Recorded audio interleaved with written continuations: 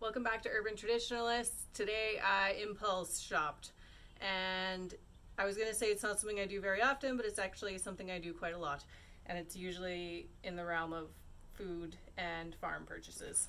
So my local farmer, who I love and refer to all the time, she had tomatoes on for 50 cents a pound. And I actually referred to this in the video where I talk about why you food prep, and I referenced how our roads were damaged and flooding and how you need to take advantage of the harvest. So I wouldn't be, a woman of my word if I didn't take advantage of the harvest. What I've got here are actually two 3-gallon ice cream pails, which the farmer I go to, she does have an ice cream and coffee shop. So she usually just lets me grab these and keep them. She also sells them for like $1 for those who are interested.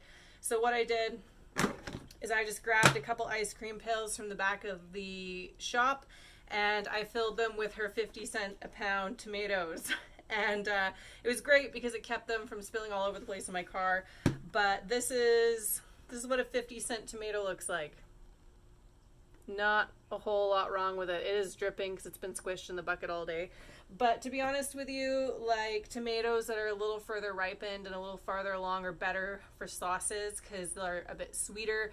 The flavors just condense a little bit more. I mean, this one looks absolutely perfect. Like, there's no reason why that needs to be discounted. But for whatever reason, it got discarded into the 50-cent bin and into my loving arms. So some of them do have some spots and things on them, which I'm really not too concerned about. So the reason why I impulse these is because I actually want to try something new. We are growing tomatoes and they're just now ripening, but I don't want to experiment with our tomatoes. I'd rather buy like the discounted tomatoes and experiment with that. These together, all these tomatoes cost me $14. So like I said, these are these are 3-gallon bucket ice cream buckets, and they're full. So both ice cream buckets together were $14. Like you can't go wrong with that. Like, it's unbelievable. So, they smell so good too. Just got a whiff of them. So what I want to do is I'm going to be making a generic tomato sauce, and I actually bought basil from this same farmer back in the summer and froze it with just a little bit of water, which is kind of what I heard was the best way to do that. Maybe there's another way to do it. If there is, tell me. And I actually made pesto with that basil as well. I have a video up about that, or will soon, depending on the order these are being released. So I'm just going to do a super basic tomato sauce, just tomato, basil, salt, pepper, probably a little bit of oregano, that sort of thing. Garlic, onion I'm going to put in it. But something we can modify easy into like a pizza sauce or a spaghetti sauce, or even just a soup or stew or whatever. And a channel, I believe their channel is called the Homesteading family. They're awesome. You should check them out. If I remember to link them below, I will. And she was making pizza sauce, and they have a freeze dryer. Now, we don't have a freeze dryer yet. It is on my dream list to own one, but they're a bit pricey. So she was freeze drying her pizza sauce, and then they were sealing it in mason jars. And I was like, jeepers, like I want to do that, but I don't have a freeze dryer. And then I was like, can you dehydrate it? So I looked it up, and you can. So I'm going to make tomato sauce, and then I'm going to dehydrate it. And I'll get to sort of temperature and time like a little later in the video because I don't want to misquote it right now. So what I did is I bought little trays, which you'll see later in the video, to fit in my dehydrator so that I can put like more liquid things in them. And they look kind of similar to the freeze dry trays actually. So I'm going to put those in my dehydrator and dehydrate the tomato sauce. And then when it's done, I'm going to pulse it down into like a powder. And then we'll store it in a mason jar. And then that way when we're ready to use it, we can just scoop it out with a measuring cup or what have you, throw it in a saucepan with some water, and then bring it back up to a sauce. The nice thing with that is because it's a powder and you're essentially deciding how much liquid is going in it, you can create it into a tomato paste. You could create it into more of a liquid sauce. You get to decide kind of how the consistency is at that point. So I'm hoping this works. This is a total experiment, but in the beauty of trying to be a YouTube channel and filming our mistakes and our successes, you're going to find out what happens here. I'm not going to film the process of making the tomato sauce. We all know how to make tomato sauce. If you don't, just look up a different video on how to do that. Like I already told you the basic ingredients. So I'm going to get these going. I'm going to use my actual pressure canner to make this. I'm not pressure canning it, but it's just the biggest pot I have. So we're going to use that, and I may even let it simmer overnight, depending on how much it reduces between, I don't know, I think it's like 5:30 right now. I don't want to stay up all night doing this. So if it reduces pretty decently in the next 4 hours, then I'll get it in the dehydrator tonight. If it does not reduce very well in the next 4 hours, then I'll probably just leave it on low all night long, and then we'll get the dehydrating process going tomorrow, which is when I will bring you back in on the videos when we do that. So anyway, I wanted to show you the tomatoes in all their glory in their ice cream bucket. And like I said, both these buckets together, it was like $14.67. I don't know. It was less than $15. So I'm pretty excited. I'm going to get them washed. Okay, it is super hot and muggy outside. I don't know if you can tell, but it actually looks foggy right now. And that's a forest fires, unfortunately. We have been so lucky with forest fires this year. Normally we get so bad you actually couldn't even see any of those mountains behind me last year. The smoke was so thick. So we have a small fire that started, I think, 2 days ago. It's a long way away from here. It actually is in a spot that burned like 20 years ago now. It's crazy. So anyway, that's what that is. Forest fires. So it's super like humid, muggy out here, and I'd much rather be inside. So I don't know, experiment. We'll see how this goes. This is all just as we go, as most homesteading things are.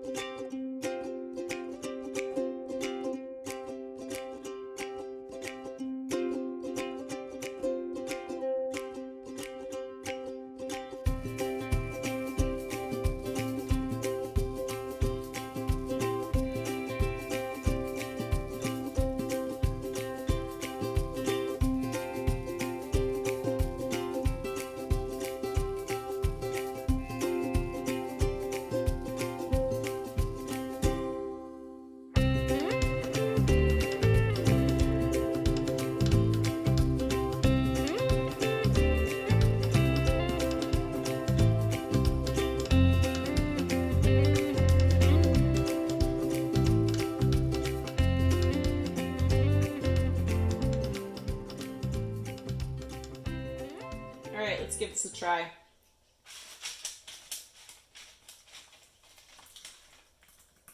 think that's really all I'm going to put in there. Obviously, the thicker you make it, the longer it's going to take. So just kind of want to be aware of your levels.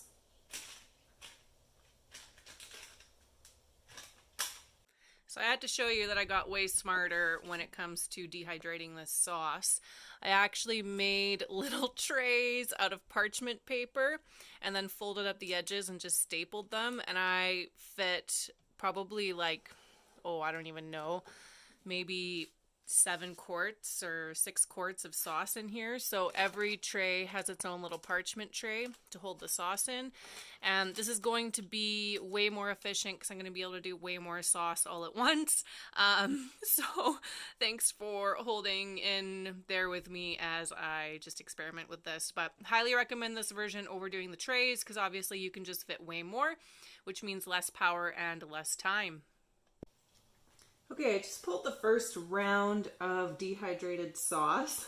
It really is like a fruit leather. The first one just came off in like a perfect sheet. I'm hoping that's what happens with the other ones here. Seems like it will.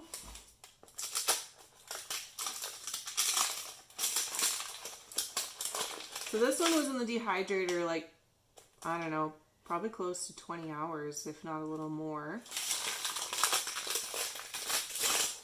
It seems like it might have been there a little over time, but it doesn't seem like it's hurt it at all. I haven't burnt it or anything. Parchment's coming off perfectly.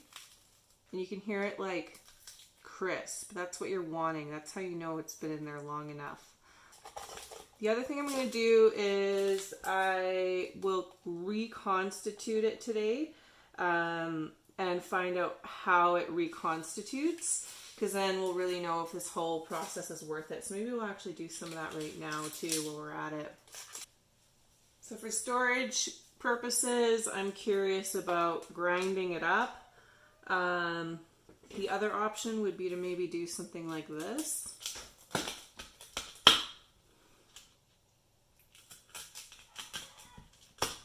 And then just store it in sheets. This would be my ideal way of processing, is the Ninja. I'm just gonna put a couple squares in. I almost feel like it has to be full for it to work properly, but I also feel like that'll gum it up. So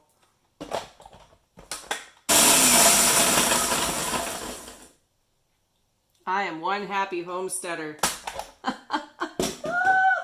It worked! That is awesome. It totally worked. Something like that is obviously going to reconstitute so much better.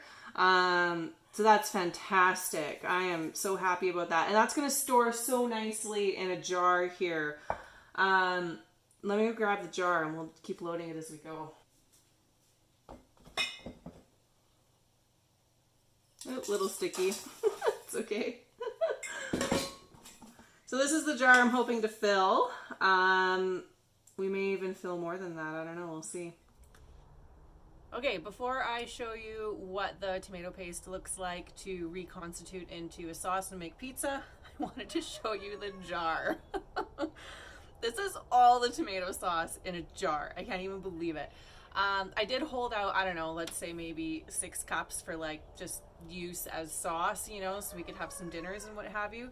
But like, this is this is all the tomato sauce dehydrated in a powder. I can't even believe it. It is like kind of sticky, so when you go to use it, you do need to like put a wooden spoon in there or something and break it up. But like, my mind is kind of blown.